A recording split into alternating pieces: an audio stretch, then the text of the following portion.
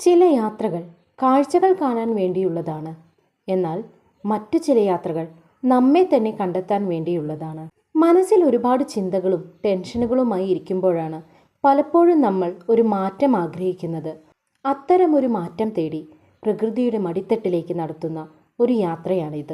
ഇന്ന് രാധാമാധവത്തിൻ്റെ യാത്ര കോയമ്പത്തൂരിലെ വെള്ളിയാങ്കിരി മലനിരകൾക്കു ചുവട്ടിലുള്ള ഇഷ യോഗ സെൻറ്ററിലാണ്. വെറുമൊരു വിനോദസഞ്ചാര കേന്ദ്രം എന്നതിലുപരി നമ്മളെ തന്നെ തിരിച്ചറിയാനും മനസ്സിനെ ഒന്ന് ശാന്തമാക്കാനും സഹായിക്കുന്ന ഒരിടം. ആദിയോഗിയുടെ പാദങ്ങളിൽ നിന്ന് ലഭിക്കുന്ന ആ ഒരു പോസിറ്റീവ് വൈബ് നിങ്ങൾക്ക് പകർന്നു നൽകുവാനാണ് ഞാൻ ഈ വീഡിയോയിലൂടെ ശ്രമിക്കുന്നത്. ഇഷയിലെ എൻ്റെ അനുഭവങ്ങളിലേക്ക് നമുക്ക് ഒന്നിച്ച് യാത്ര ചെയ്യാം. ശാന്തമായ ഈ കണ്ണുകൾ നമ്മളോട് പറയുന്നത് 10,000 വർഷങ്ങൾ പഴക്കമുള്ള ഒരു കഥയാണ്. ഹിമവൽ സാനുക്കളിൽ നിന്ന് ദക്ഷിണ ഭാരതത്തിൻ്റെ ഈ താഴ്വരയിലേക്ക് യോഗ എന്ന മഹാശാസ്ത്രം എത്തിയ കഥ. ഇത് കോയമ്പത്തൂരിലെ ആദിയോഗി. വെറുമൊരു പ്രതിമയല്ല, നിശബ്ദതയുടെ ഗർജനമാണ് ഈ മുഖം. കല്ലിൽ തീർത്ത ഒരുപാട് വിഗ്രഹങ്ങൾ നാം കണ്ടിട്ടുണ്ട്.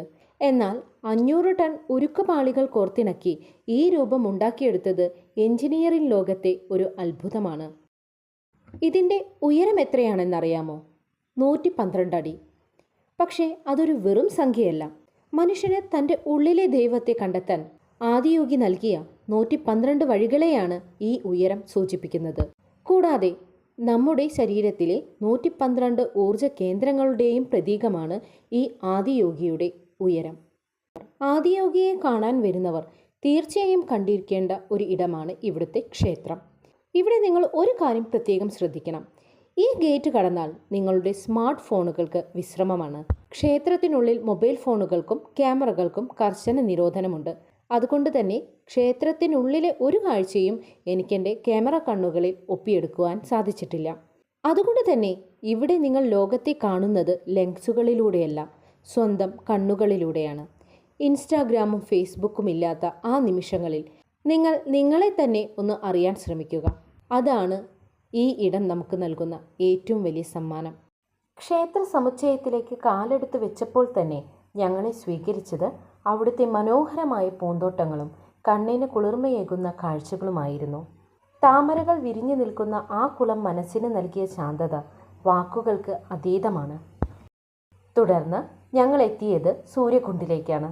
ഭൂമിക്കടിയിൽ നിർമ്മിച്ച പുരുഷന്മാർക്കായുള്ള ഈ പുണ്യതീർത്ഥം ഊർജത്തിൻ്റെ ഒരു പ്രഭവ കേന്ദ്രം തന്നെയാണ്. പുരുഷന്മാർക്കായി ഒരുക്കിയിട്ടുള്ള സൂര്യകുണ്ഡും സ്ത്രീകൾക്കായി മാത്രമുള്ള ചന്ദ്രകുണ്ഡും വെറുമൊരു കുളിയല്ല, മറിച്ച് ധ്യാനലിംഗ ദർശനത്തിന് മുമ്പ് ശരീരത്തെയും മനസ്സിനെയും ഒരുക്കിയെടുക്കുന്ന ഒരു ഊർജ പ്രക്രിയയാണിത്. പുരുഷന്മാരുടെ ശാരീരികവും മാനസികവുമായ ഊർജത്തെ ഉണർത്താനാണ് സൂര്യകുണ്ഡ് രൂപകൽപ്പന ചെയ്തിട്ടുള്ളത്. ഭൂമിക്ക് താഴെയായി നിർമ്മിച്ചിരിക്കുന്ന ഈ കുളത്തിൽ 3 വലിയ ലിംഗങ്ങളുണ്ട്. ഇതിലൂടെ ഒഴുകി വരുന്ന വെള്ളം ഔഷധഗുണമുള്ളതും ഊർജ്ജസ്വലവുമാണ്. 20 അടി താഴ്ചയിലാണ് സൂര്യകുണ്ഡ് സ്ഥിതി ചെയ്യുന്നത്. ഭീമാകാരമായ കരിങ്കല്ലുകൾ കൊണ്ട് നിർമ്മിച്ച ഇതിൻ്റെ ഭിത്തിയിൽ മനോഹരമായ ശില്പകലകൾ കാണാം. ശരീരത്തിൻ്റെ ചൂട് ക്രമീകരിക്കാനും ശാരീരികമായ ഉന്മേഷം നൽകാനും സൂര്യകുണ്ഡിലെ സ്നാനം സഹായിക്കുന്നു. സ്ത്രീകളുടെ ഊർജ്ജഘടനയ്ക്ക് അനുയോജ്യമായ രീതിയിലാണ് ചന്ദ്രകുണ്ഡ് നിർമ്മിച്ചിരിക്കുന്നത്. ചന്ദ്രകുണ്ഡ് പൂർണ്ണമായും ഭൂമിക്കടിയിലാണ് സ്ഥിതി ചെയ്യുന്നത്. ഇതിൽ പ്രതിഷ്ഠിച്ചിരിക്കുന്ന ചന്ദ്രലിംഗം വെള്ളത്തിനടിയിലാണ്.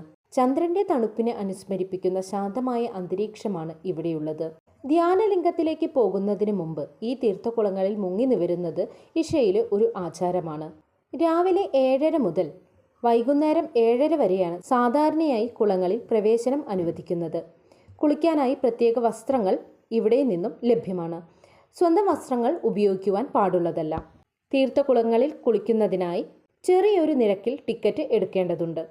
ഇനി ഇവിടെയുള്ള ലിംഗഭൈരവി ക്ഷേത്രം ഭാരതത്തിലെ തന്നെ സവിശേഷമായ ഒരു ശക്തിപീഠമാണെന്ന് പറയാം. സ്ത്രീത്വത്തിന്റെ പരമമായ ഭാവത്തെയാണ് ഇവിടെ ലിംഗരൂപത്തിൽ ആരാധിക്കുന്നത്.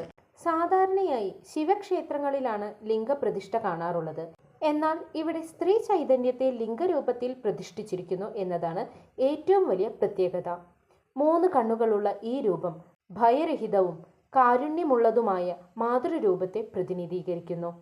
ലിംഗഭൈരവി പ്രധാനമായും 3 ഭാവങ്ങളുടെ സംഗമമാണ്: വാമ, ദക്ഷിണ, മധ്യ. വാമ എന്നാൽ ഭൗതികമായ അഭിവൃദ്ധി നൽകുന്നവൾ, ദക്ഷിണ എന്നാൽ ആത്മീയ വളർച്ചയ്ക്ക് സഹായിക്കുന്നവൾ, മധ്യ എന്നാൽ മോക്ഷത്തിലേക്ക് നയിക്കുന്നവൾ. ഈ ക്ഷേത്രത്തിലെ പൂജകളും അനുഷ്ഠാനങ്ങളും പരമ്പരാഗതമായ രീതികളിൽ നിന്നും വ്യത്യസ്തമാണ്. ക്ഷേത്രത്തിലെ പൂജകൾ നിർവഹിക്കുന്നത് ഭൈരവിമാരും സാധകരുമാണ്. ക്ഷേത്രത്തിന്റെ നിർമ്മാണം വളരെ ലളിതവും എന്നാൽ അതീവ മനോഹരവുമാണ്. ചുവന്ന നിറത്തിലുള്ള കല്ലുകളാൽ നിർമ്മിച്ച ഈ ക്ഷേത്രം ഊർജ്ജസ്വലമായ ഒരു അന്തരീക്ഷമാണ് ഭക്തർക്ക് സമ്മാനിക്കുന്നത്. ഭക്തിയേക്കാൾ ഉപരിയായി ഒരു ഊർജ കേന്ദ്രം എന്ന രീതിയിലാണ് പലരും ഇവിടെ സന്ദർശിക്കുന്നത്. രാവിലെ 6:30 മുതൽ രാത്രി 8:30 വരെയാണ് സാധാരണയായി സന്ദർശന സമയം. ഇഷ യോഗ സെന്ററിന്റെ ഹൃദയഭാഗത്ത് സ്ഥിതി ചെയ്യുന്ന അതിസവിശേഷമായ ഒരു ധ്യാന കേന്ദ്രമാണ് ധ്യാനലിംഗം. സാധാരണ ക്ഷേത്രങ്ങളിൽ കാണുന്നത് പോലെ ആരാധനയ്ക്കോ വഴിപാടുകൾക്കോ ഉള്ള ഇടമല്ല ഇത്. മറിച്ച് ധ്യാനത്തിനായി മാത്രം ഒരുക്കിയിട്ടുള്ള ഒരു ഊർജ രൂപമാണ് ധ്യാനലിംഗം. ഇതിൽ പ്രത്യേകമായ ആചാരങ്ങളോ പൂജകളോ ഒന്നും തന്നെ നടത്തുന്നില്ല. മെഡിറ്റേഷനാണ് ഇവിടെ പ്രത്യേകമായി ഊന്നൽ നൽകുന്നത്. യോഗാശാസ്ത്രമനുസരിച്ച് 7 പ്രധാന ചക്രങ്ങളെയും ഉന്നതിയിൽ പ്രതിഷ്ഠിച്ചിരിക്കുന്ന രൂപമാണ് ധ്യാനലിംഗം. ഈ ധ്യാനലിംഗത്തിന്റെ ഉയരം ഏകദേശം 13 അടി 9 ഇഞ്ചാണ്. ഇത് നിർമ്മിച്ചിരിക്കുന്നത് കരിങ്കല്ല് കൊണ്ടാണ്. ലിംഗരൂപത്തെ ചെമ്പുകൊണ്ട് പൊതിഞ്ഞിരിക്കുന്നതായി കാണാം. ഈ ധ്യാനലിംഗം സ്ഥിതി ചെയ്യുന്ന കെട്ടിടം വാസ്തുവിദ്യയുടെ ഒരു അത്ഭുതമാണെന്ന് തന്നെ നമുക്ക് പറയാം. ഒരു താഴികക്കുടത്തിന്റെ ആകൃതിയിലാണ് ഈ ഒരു കെട്ടിടം നിർമ്മിച്ചിരിക്കുന്നത്. സിമന്റും കമ്പിയും ഇല്ലാതെ 2.5 ലക്ഷം ഇഷ്ടികകൾ കൊണ്ട് തീർത്ത ധ്യാനലിംഗത്തിന്റെ കൂറ്റൻ താഴികക്കുടം നമുക്കിവിടെ കാണാം. ഇതിനുള്ളിലെ നിശബ്ദതയ്ക്ക് ഒരു പ്രത്യേക താളമുണ്ട്. ക്ഷേത്ര ദർശനം കഴിഞ്ഞാൽ അടുത്ത ലക്ഷ്യം ആദിയോഗിയാണ്. ക്ഷേത്രത്തിൽ നിന്നും ഏകദേശം 1 കിലോമീറ്ററോളം സഞ്ചരിച്ചു വേണം ആദിയോഗിയുടെ ശില്പത്തിനടുത്തെത്താൻ. ക്ഷേത്രത്തിൽ നിന്നും നടന്നു പോകുവാൻ ബുദ്ധിമുട്ടുള്ളവർക്കായി കാളവണ്ടിയുടെ സൗകര്യവും ഇഷ ഒരുക്കിയിട്ടുണ്ട്. ഒരാൾക്ക് 10 രൂപ നിരക്കിൽ കാളവണ്ടിയിൽ യാത്ര ചെയ്യാവുന്നതാണ്. ഇഷയിലെ സന്ധ്യാസമയങ്ങൾ ഏറെ മനോഹരമാണ്. എന്നാൽ ആ മനോഹാരിത അതിൻ്റെ പൂർണ്ണതയിലെത്തുന്നത് രാത്രി 7 മണിയോടെയാണ്. മറ്റൊന്നിനുമല്ല, ലോകം മുഴുവൻ ഉറ്റുനോക്കുന്ന ആദിയോഗി ദിവ്യദർശനം അഥവാ അതിമനോഹരമായ ലേസർ ഷോ അപ്പോഴാണ് ആരംഭിക്കുന്നത്.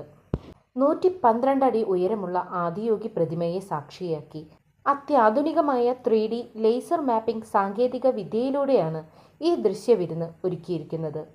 വെറും ഒരു ലൈറ്റ് ഷോ എന്നതിലുപരി യോഗയുടെയും ആത്മീയതയുടെയും ചരിത്രമാണ് ഇവിടെ അനാവരണം ചെയ്യപ്പെടുന്നത്.